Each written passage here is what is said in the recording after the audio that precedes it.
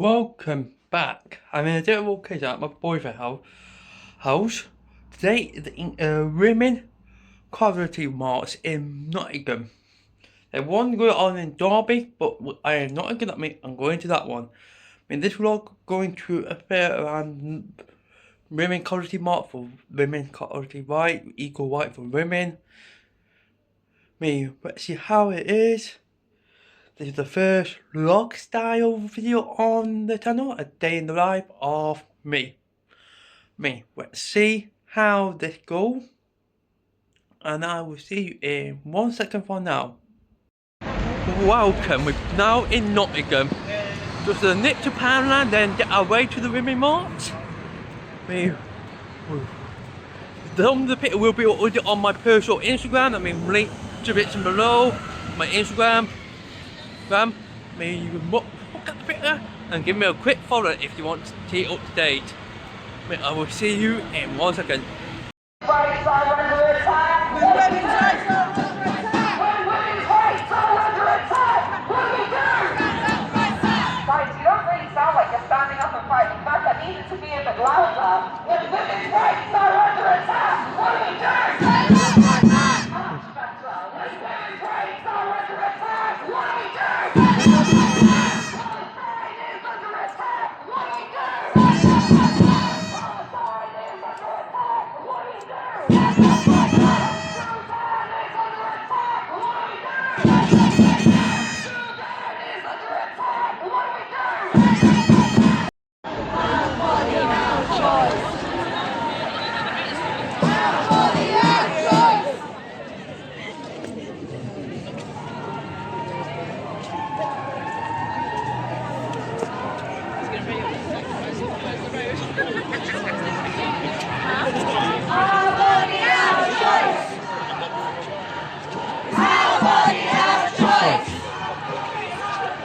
Our body, our choice.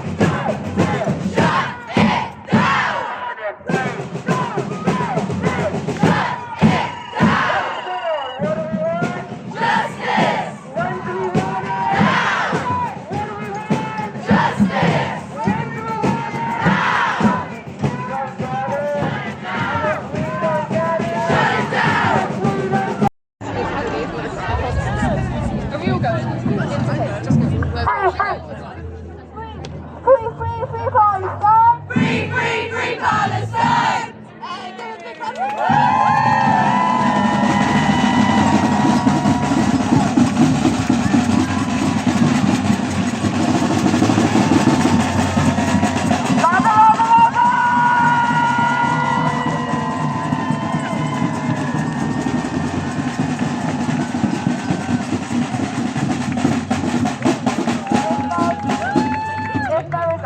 Who would like to do some chants on her too, please. You don't have to just doodle about Palestine. We are here for all women.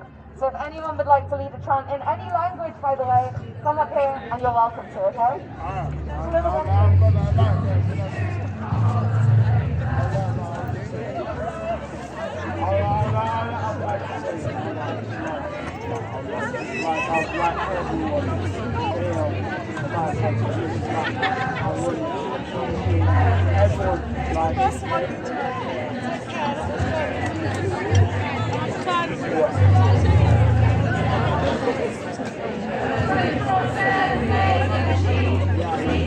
Hello. I'd like to thank everyone down there to actually stand up and say everything that people did not want to say before. Do you understand this? Do you understand this? There's a lot of people that don't want to say anything, but now we are here. You know, we're here. Yes, every single of you. You know what I mean? Free Palestine is like a free all these women. You know what I mean? Let's unite. Let's unite as people. Let's unite as people, not men or women, as a society. Do you understand this? Yeah. It does not matter. Because everything that what you want to see right now is like it's right in front of you. And like in front of everyone. Sorry, I'm talking. No, you're doing good. Sorry. Free Palestine.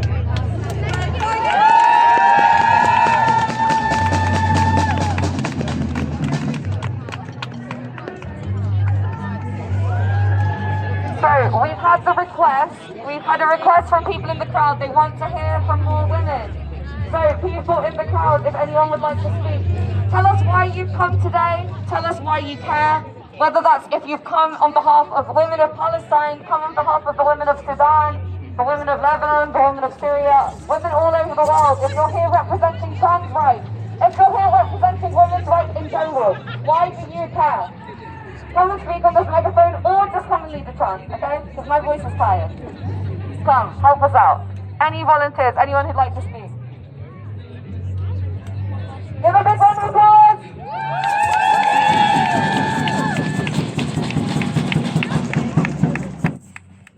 I want to lead an Urdu chant. It started in Kashmir, originally for women's rights in Kashmir. You're going to learn one Urdu word, that's all I need from you.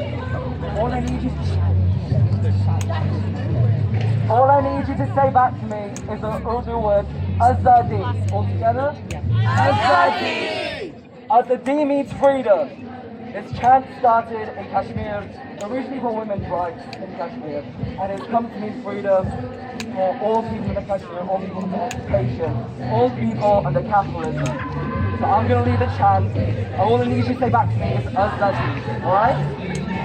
Arjun ke chate Azadi! अरे पाकिस्तान की आजादी! और चीन चलेंगी आजादी! कोई हक हमारा आजादी! सुन ले सोना आजादी! सुन ले चुना आजादी!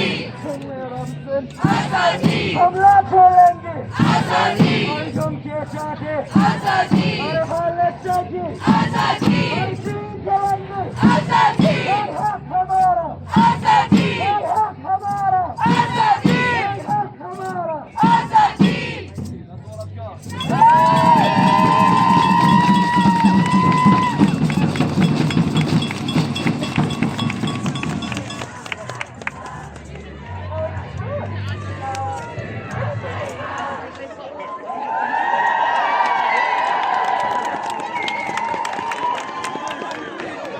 if we can join the crowd over here, I think we're about to start. Many of you in Nottingham will know the amazing work this council has done. I've lost her. Where is she? I don't know if that bigger megaphone might be better. Probably. So I'm not going to climb up the step. Yeah, no, it's just gone.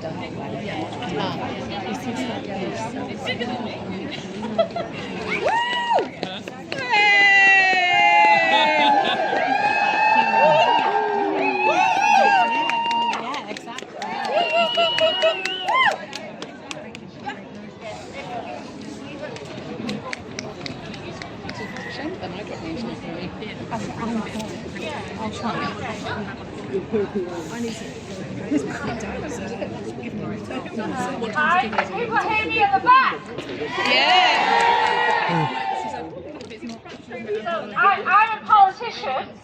I'm a councillor of Nottingham City Council. I am the only councillor in this city that voted against the budget set by this city council.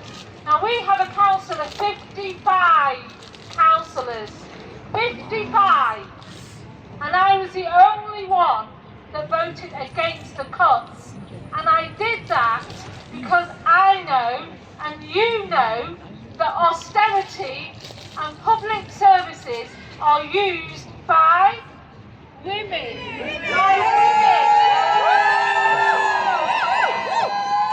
I used public services growing up. My public library was where I found my voice and where I learned. So public services are key for women in this city. And not only that, we know that women work predominantly in the public sector. Last year's budget meant 500 people were going to lose their jobs. And most of those 500 would be women. Women work in the public sector. So austerity matters to us as women because we know that austerity is gendered violence. It's gendered institutional violence towards women. And this Chancellor of the Exchequer, the woman that we have, the first woman to be the Chancellor of the Exchequer, Rachel Reeves, is only doing austerity 2.0. And this government are not for women because they are just rolling out austerity 2.0. Get her gone! Get her gone! Get her gone! Get her gone! Get her gone! Get her gone! So in this city of ours, we're really fortunate that 2 of our MPs are women. Nadia Whitton.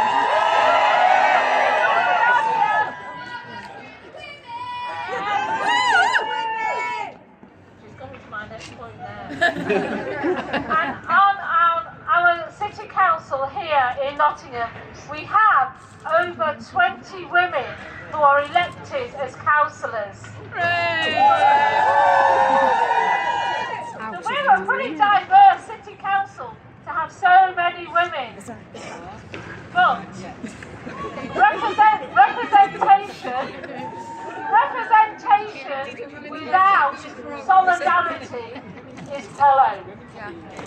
Imagine if over 20 women councillors had done what I had done last March and voted against this budget. It affects the working class women of our city. Representation without solidarity is hollow. So we need our women who are elected as councillors, who are elected as MPs, and who now sit in number 11 Downing Street to hear the voices of women, because representation without solidarity is hollow.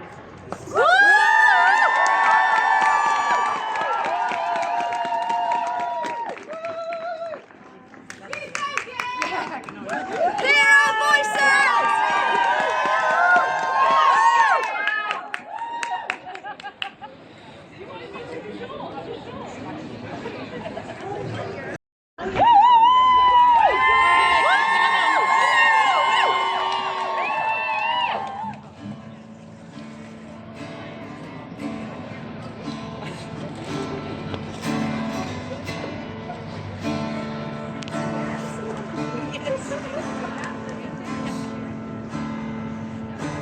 These topics too big, I don't think I'll do it justice. But I have to see before how much it's worth. Your brown eyes, curly hair, don't it wasn't said. But I knew when this day came, it would be the worst.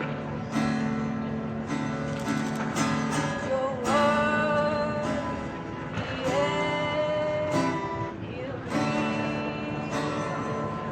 You know you are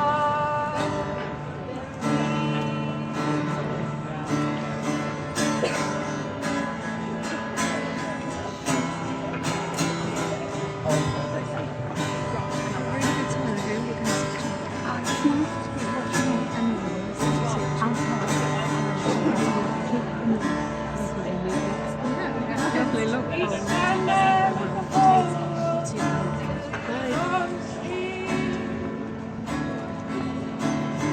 Oh, did it change from my heartbeat?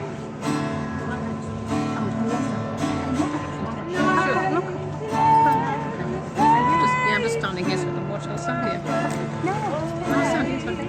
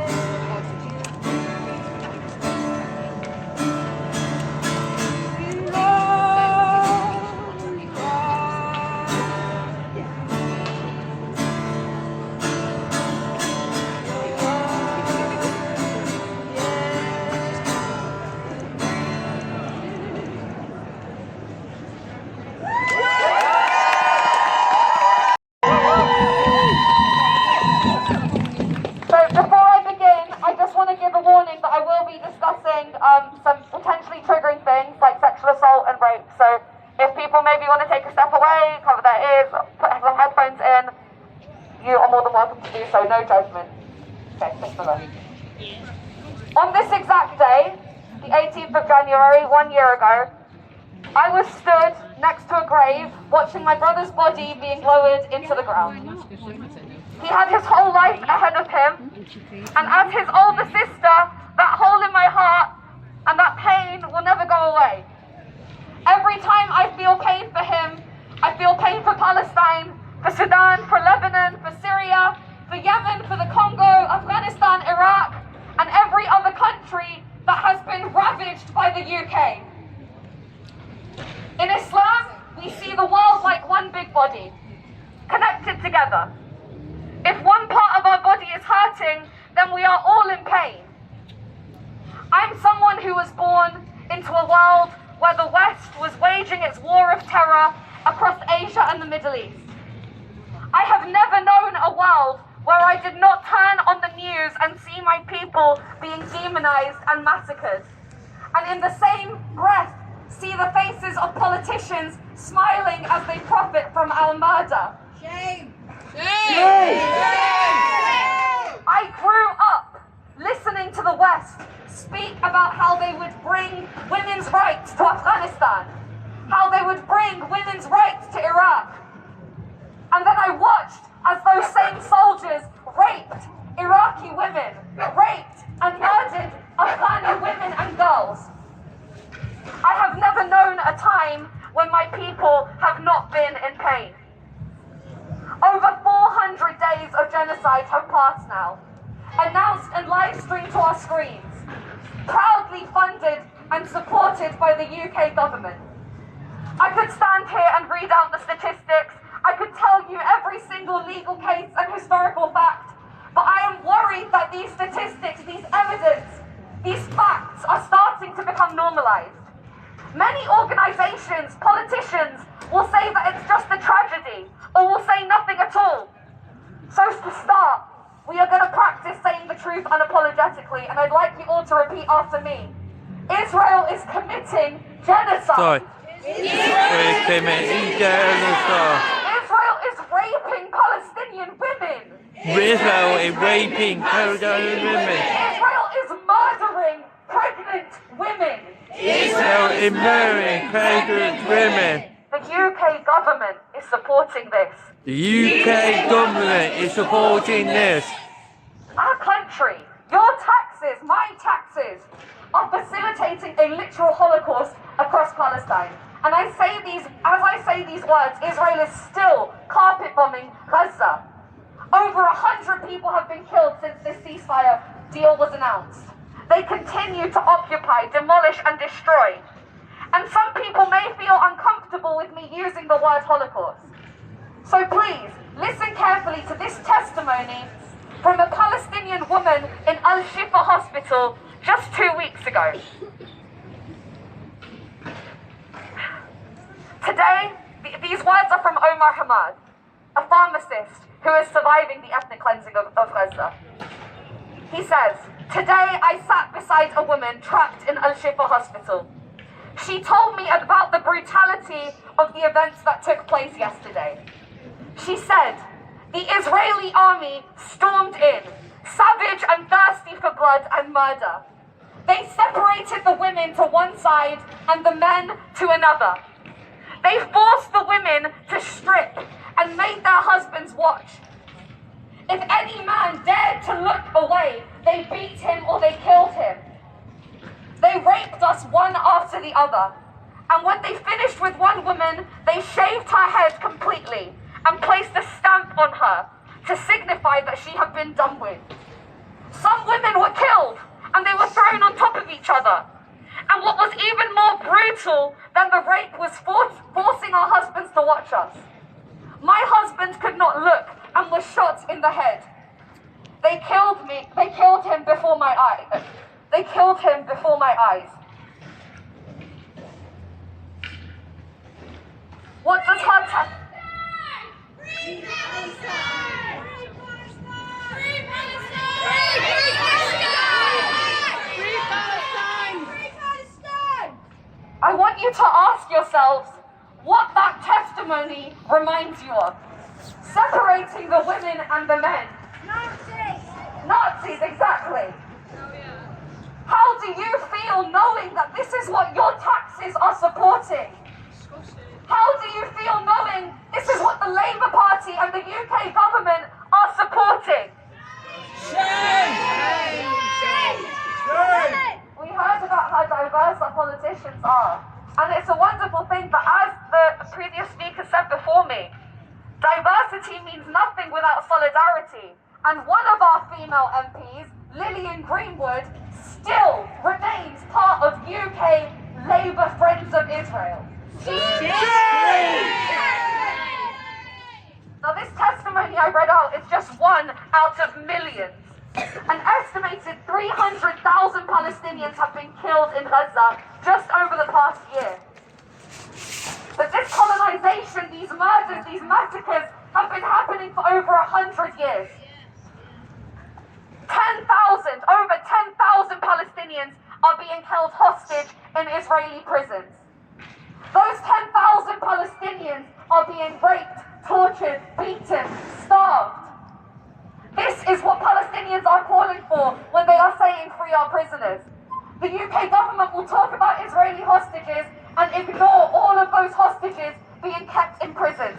Over 300 Palestinian children arrested every single year. The weight of this reality can make people feel helpless. So I end on a reminder about what we need to be doing now.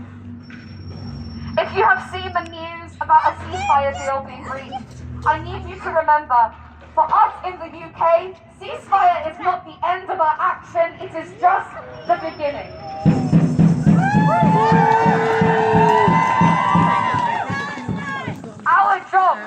Our job now is to escalate and ramp up our action, to build solidarity so that every single one of you who have showed up for women today show up for Palestine too.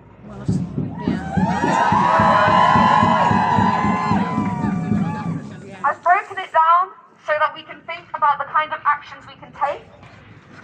I will say that we need to now start demanding that the UK government recognise the state of Palestine to begin with. Demand an end of all arms sales to Israel. This is the bare minimum.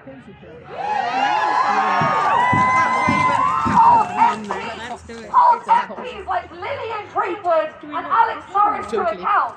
Those MPs who still call themselves friends of Israel when they should be calling themselves friends of genocide, friends of ethnic cleansing and friends of murder. We need to be pushing for Nottingham City Council to divest from any funds they have invested in Israel and the apartheid state. And so importantly, keep boycotting. And if you aren't boycotting yet, start. Boycotting Coca-Cola, McDonald's, Starbucks, Costa, all of these companies that are complicit. Again, it is the bare minimum we can do. And finally, we must make sure that we speak up about Palestine unapologetically in every single thing we do. This is a cause that is connected to everything. Women's rights, the climate crisis, black liberation, anti-colonial movements, anti-fascist organising, children's rights and more.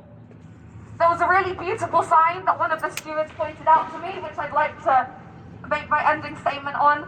Angry women change the world.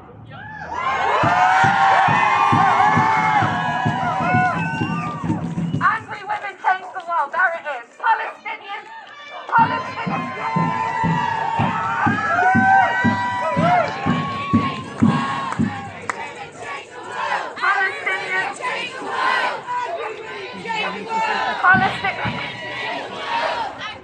Palestinian women are not voiceless.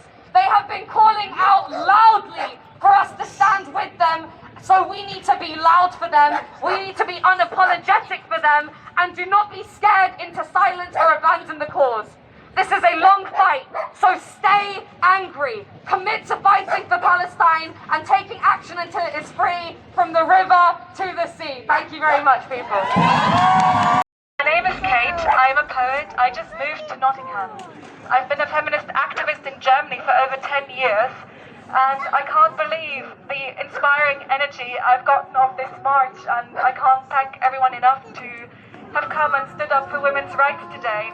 I'm really so touched. I've written a poem that has been inspired by the bravery of our Palestinian sisters, our Kurdish sisters, our sisters in Iran, and it's a poem about international solidarity.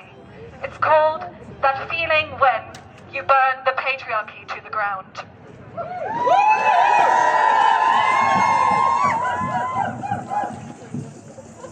Cut the rope.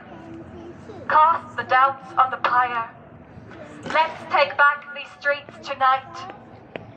I see red carnations blossom in the back of your throat tonight. We come from angry women, the daughters of disturbing the peace. Another voice taken.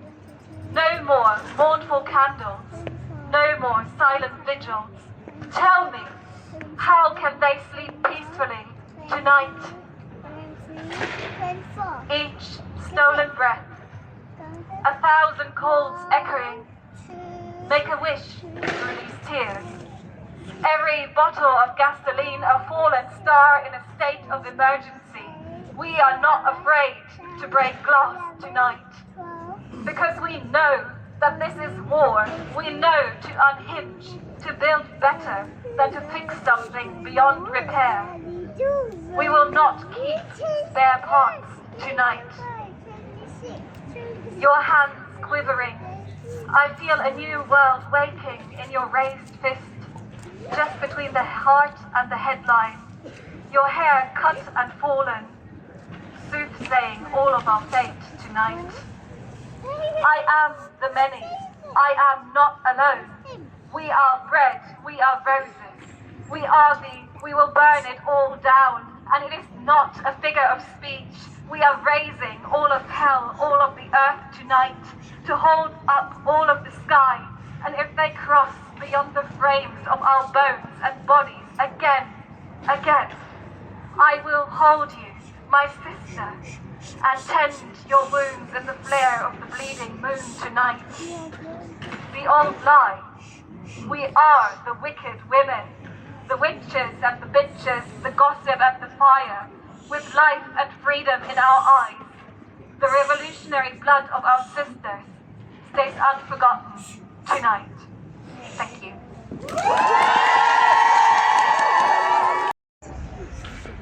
Roxana Ismail. She is the CEO of Nottinghamshire Independent Domestic Abuse Service, which is a vital resource for women and their families in Nottinghamshire.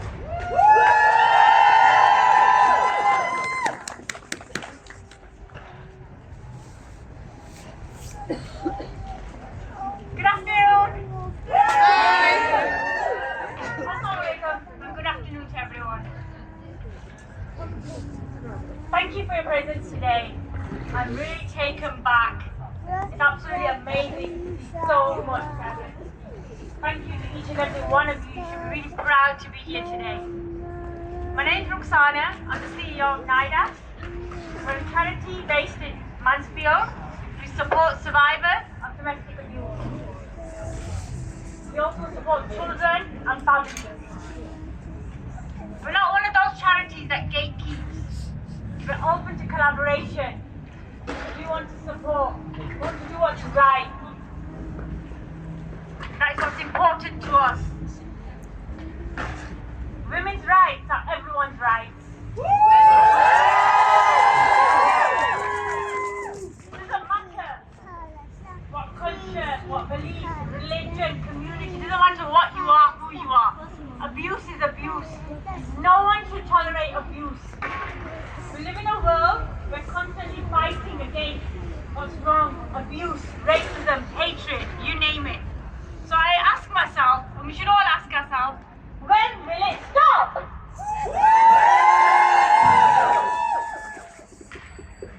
Standing here amongst you all, I feel the power of collective voices demanding justice, safety, and equality. Today we marched, not just for ourselves, but for everyone, for every woman that's been silenced, for every survivor who has reclaimed her voice, and for every woman whose voice has been taken too soon.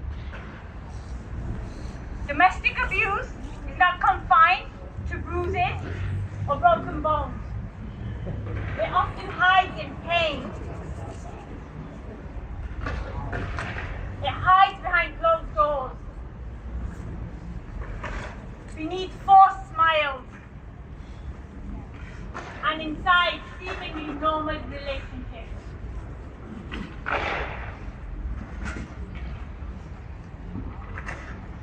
Male violence is a choice. It's a societal condition. Any violence is a choice. It manifests in homes, our workplaces, our institutions, and our streets. And while it's tempting to think that laws alone can solve this, we know the truth. Change begins with education, accountability, and cultural transformation. As the CEO of NIDA, we're a dedicated charity to ending abuse. I have witnessed the strength of survivors who have endured unimaginable pain. I've seen the scars that aren't visible to the naked eye, but linger in the mind and soul. I've seen how our systems, those that are meant to protect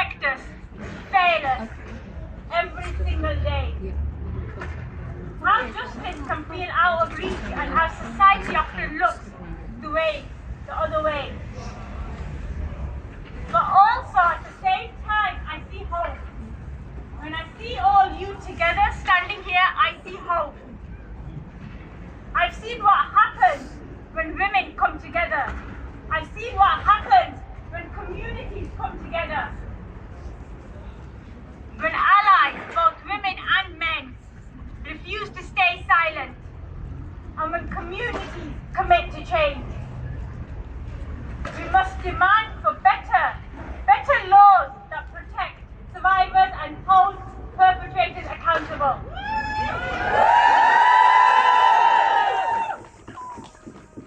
We must demand for better training for the police, for educators and healthcare professionals so they can recognize cohesive control and respond appropriately. Better funding for shelters, for counselling services, for legal aid. Better funding for all those charities that are out there fighting every single day. Better efforts to challenge the harmful stereotypes and misogyny that underpin any form of violence. The march today is a reminder that change is possible. Every step we took, we should be proud of. But this march is not the end. It is only the beginning. Let this monumental fuel our actions tomorrow, next week and every day. Together we are unstoppable, and that is what we should believe in.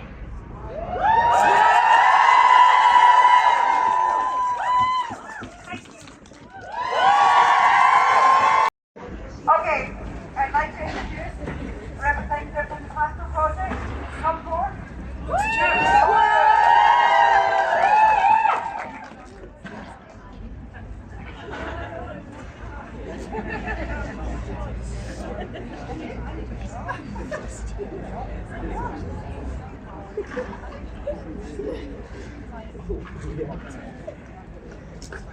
Hello?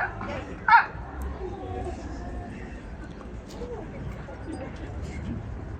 Hi, Daphne. My name's Jess, and I'm one of the members of the Pastel Project, which is a trans-led volunteer group working to make Nottingham safer and more acceptable for trans people. We are one of a network of groups, along with Nottingham Trans Hub and the Nottingham Against Transphobia, whose flag I can think you can see somewhere here still, maybe? Well, a lot of badges anyway. She's okay about that.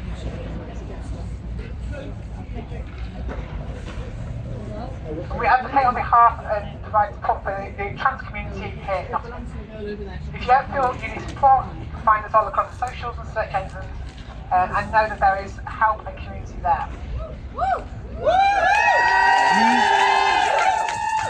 I've realised that this might be the first time some of you have knowingly seen and heard a trans woman in real life, rather than seeing us on screens, reading about us in the oh-so-supportive press. So thank you to the organisers for giving us the opportunity to speak here today and lend our voices to the movement to show the support of the trans community for the safety, rights and equality for all women and girls.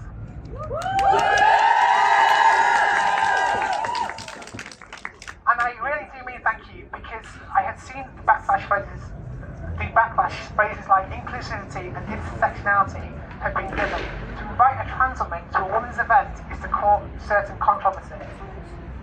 I was nervous about doing this today because I'm aware of the opinions and language and assumptions and the entitlement some people have towards us, the same dismissive, abusive and vile language that is all too common.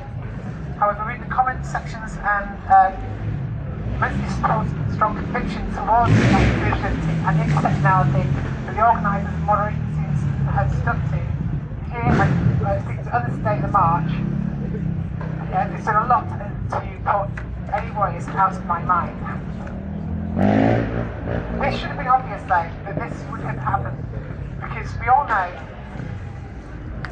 that solidarity is how we achieve everything. After all, those opinions, that language, those assumptions, and that entitlement are things that every woman here is aware of and experience. And that is why we're here today. To come together and up and down the country march of solidarity with all oppressed women around the world because we all here believe in all women's rights. So please try and ignore the attempts of division and to derail the movement and the conversations. This is what the power structures need to survive. If we are all fighting each other, they are free to keep doing what they please.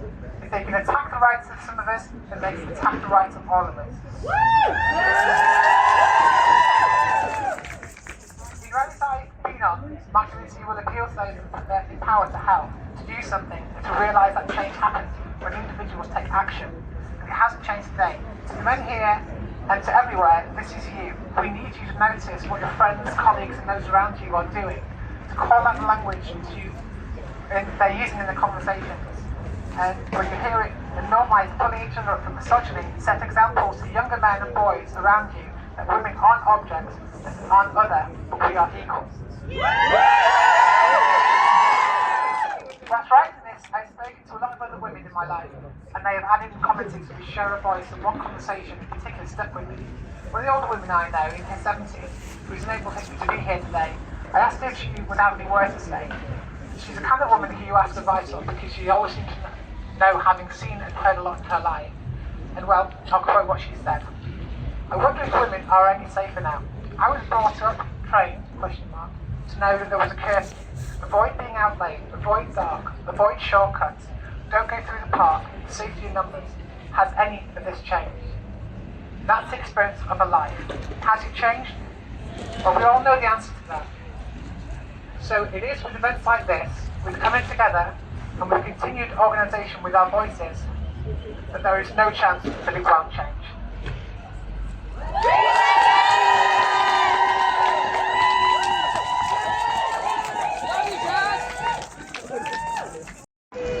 I found this business as a way to bring studies up to women to women.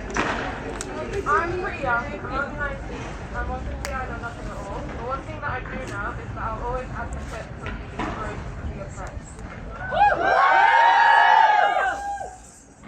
I was raised to be proud of where I'm from, to always fight, to dispel narratives, to keep people aware of what's happening where I'm from.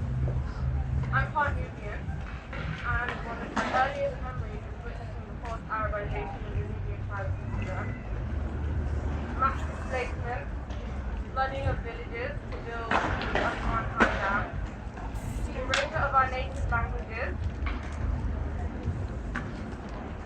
All of this constitutes genocide. Sudan is a rich and immensely rich country, full of resources, and yet it has been turned into a man-made challenge. If you've ever heard of what's happening in Sudan, you may have seen it framed as a civil war. But do not be fooled, this is not only a civil war, this is what we call a war by proxy, involving several foreign bodies meddling and funding different sides, fuel instability for the sake of resources. Sudanese blood is not cheap, it's not like this. You cannot kill and rape and mass native people for the sake of gold, for the sake of agriculture, for the sake of land. Currently, Sudan is the worst humanitarian crisis in recorded history. Not just of today, not just in the last 5 years, in recorded written history. The Darfur genocide was the first genocide of the 21st century. And yet nobody cares. And the reason why nobody cares is because of anti-blackness, that's what it boils down to. And I don't want you guys to ever let anti-blackness brainwash you or cloud your judgment. When Sudanese people tell you it as it is, I want you to listen and I want you to amplify it.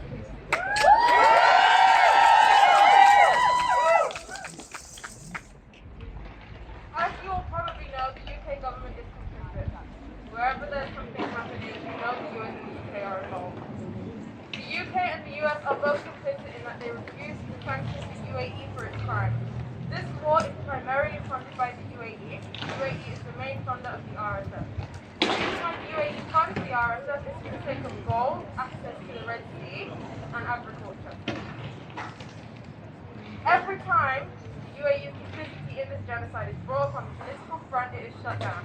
David Lammy, Foreign Secretary, has violently shut down any and all criticism of the UAE's role. The UAE has powerful lobbies in both the US and the UK. As figures like Anthony Blinken have legitimized the UAE and the RSF on the political front, treating them as somehow are legitimate political forces, when in fact all they are is funders of genocide. Women in areas controlled by the RSF face rape, forced marriage, sexual enslavement, and torture. Over 7 million women in Sudan are at risk of gender-based violence every day. In Escaleja, a village in East Sudan, over 150 women committed suicide when the RSF invaded in October in order to escape rape. Imagine that. People committing mass suicide by drowning themselves in the Nile River to escape rape. That is the scope of the RSF violence. Sexual violence is the kind of violence that attacks all, because not only is it an attack on your life, but it is also an attack on your autonomy, your dignity, your sense of self. When someone is killed, at the very least they are mourned in death. Women that have been raped in Sudan are not afforded kindness in the death of their autonomy. Instead, they may be ostracized, forced to marry their rapists, shunned from their families. Sexual violence against women has become a hallmark feature of the public war in Sudan. Every time the RSF enters a locality, it targets the women and girls who stand in front of their male relatives in order to assert some sick form of dominance. This sounds very similar to what Israel does in Palestine, and you'd be surprised to know that one of the RSF's biggest allies is Israel. The elected leader of the RSF is a raging Zionist. Girls as young as 6 years old have faced rape at the hands of the RSF. In IDPs, Sudanese displaced protection camp, in El Guinea, a city in Darfur, women seeking refuge present with pregnancy from rape, STIs, and severe psychological trauma. Women that have crossed the border at Darfur into child refugee camps have also reported rape at the hands of humanitarian workers, allegedly working with the MSF, Doctors Without Borders. While most accounts of sexual violence have occurred at the hands of the RSF, there have also been reports of SAS soldiers, SAS being the Sudanese armed force, in hospitals forcing women to have sex with them in return for food and medicine. In marginalized regions such as Darfur and the Nuba Mountains, women are at even greater risk of this brutality. Women in Sudan are at risk of sexual violence from all sides, including those designated to protect them. And this must end.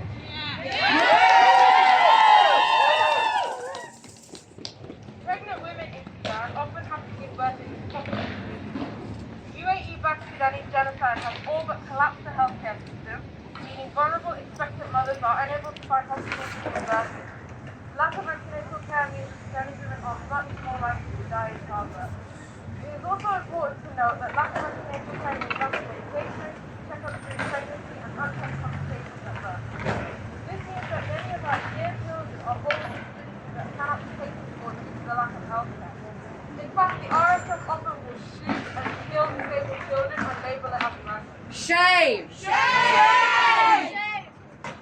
War and genocide are mass disabling events. The unchecked spread of communicable diseases, compounded by the lack of clean water, the build-up of dead bodies of poor.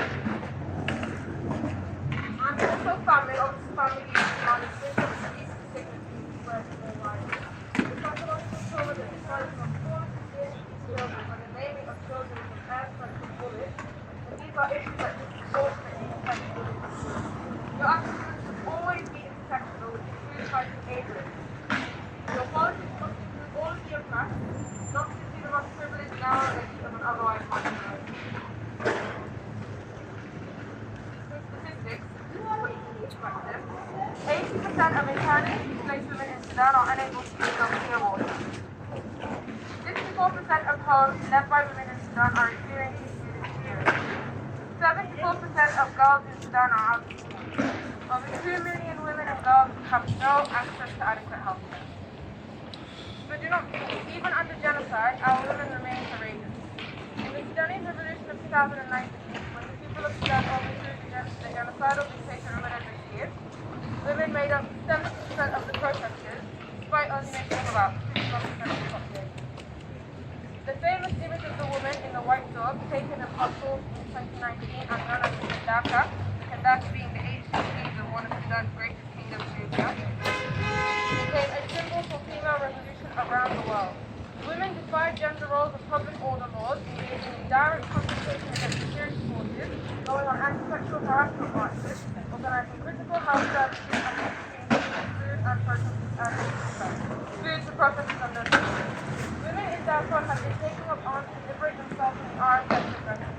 our women have begun brave, sacrificing everything to give us hope and to stand in our lifetime. They are revolutionary and courageous, and we owe it to them to stand up for them. We care about women's issues, we care about feminism, boycott these things.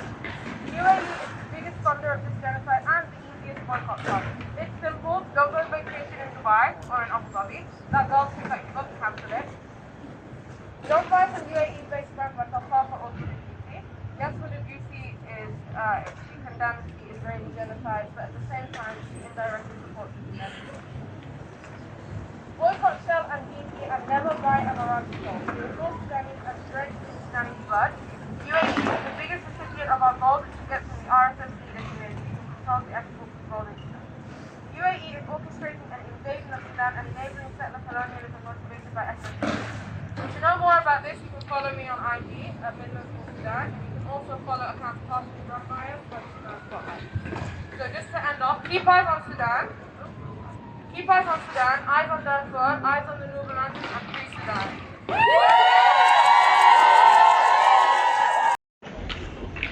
we started our working lives, things are pretty different to the lives we have now. We still don't have equality. So, if everyone existed, after a lifetime of inequality, our lives tended to be based around husbands' careers, running homes, raising children. And then as we neared the promised retirement goal, which was supposed to be 60, the government decided we had equality. It changed the law several times, starting it from 1995. Now that wouldn't have affected me, but they didn't inform people properly. They didn't send out letters. They sent a few, but not for everybody. There was an advert on television about some talking dogs, which was supposed to link to the changes in pension. Well, we're not going to really pay much attention to some talking dogs. So, most women didn't know that their lifetime contract, the agreement that they started out with, would be changing. So, many of the women in my age group, I was one, found out very late on, I was 58 years of age. 2 years to go, I thought. And when I found out at age 58, having cashed in the small private pension that I got, which I thought would just eke out with a little bit of work that I could pick up over 0-hour contracts that are so prevalent nowadays, I might be able to manage to 60. Age 58, they decided to change it. Didn't tell me, I found out through a friend. And suddenly, instead of 2 years to work, I had 8 years to go. So not much chance to prepare, not chance to put into savings plans, no chance to pay into private pensions, additional pensions, change career, and things like that. So, as a cohort of women, we have been used as pawns on the political chessboard, and the governments have sacrificed our goodwill. Many Labour politicians campaigned alongside us, WASPI women. WASPI stands for Women Against State Pension Injustice. Many of the Labour politicians, such as Keir Starmer, many of the other Labour leaders, Rachel Reeves, Big Boo there, all campaigned alongside us, Angela Rayner. We had many marches over the years. These marches have been going on actually since 2017. We've campaigned outside the BBC studios where the blinds were drawn down. There was a BBC media blackout on the whole campaign. So it was a deliberate act of trying to silence us. When the law kept changing, it started in 95, but it carried on. There were other changes. One was 2011, and that's when they suddenly decided they were going to speed things up. And in 2011, George Osborne was the Chancellor. And he decided he was going to speed it up, give men an extra year, so they got an extra year, and we were getting an extra 6, and it was all going to be escalated so that many women were affected much sooner than they expected to be, without the notice. George Osborne, as Chancellor at the time, boasted that it was the easiest money he'd ever made. The savings amounted to about £181 billion.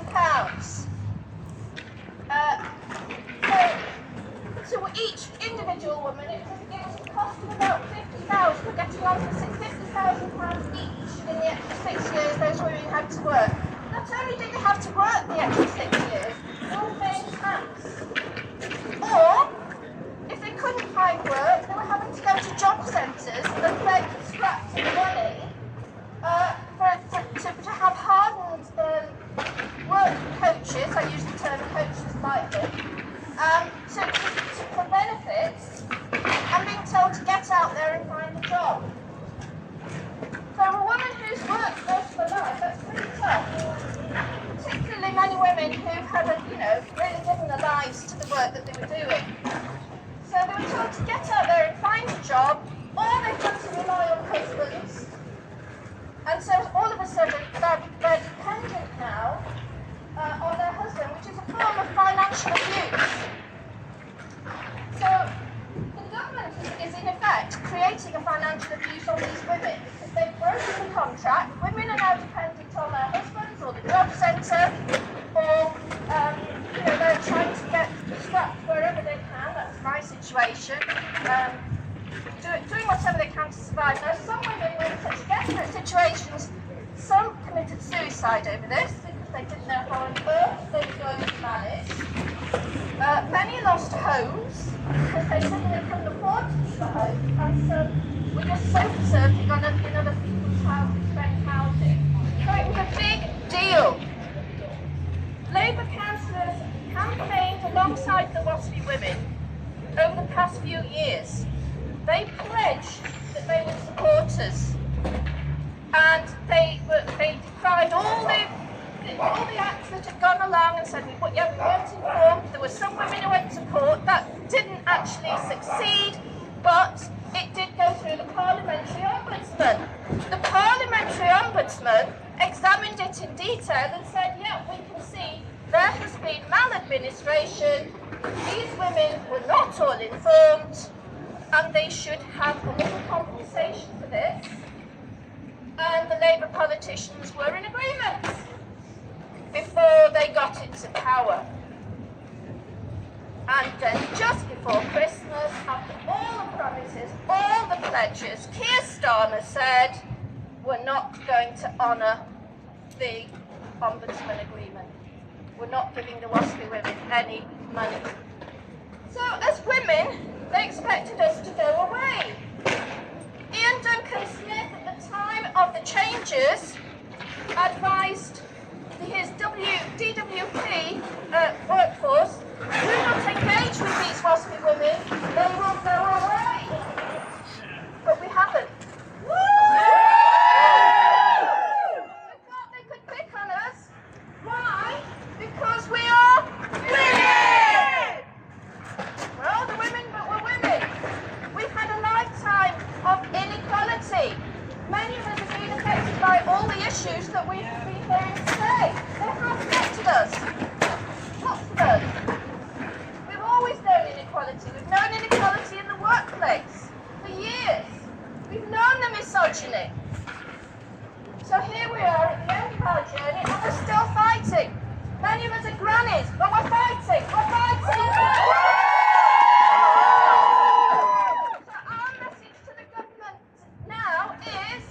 Honour the Ombudsman agreement, pay the compensation, and let's all be out together, that's young people as well as older women, because if they can mess about with our pensions, what will they do to yours? Do you want to be working till you're 70? Then get out on the street and say you're not going to have it.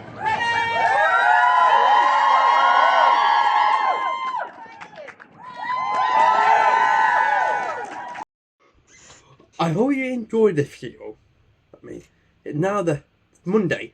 I mean, every all clip will record on Saturday. I know there'll be a big jump because I did forget to outflow the video to me now really.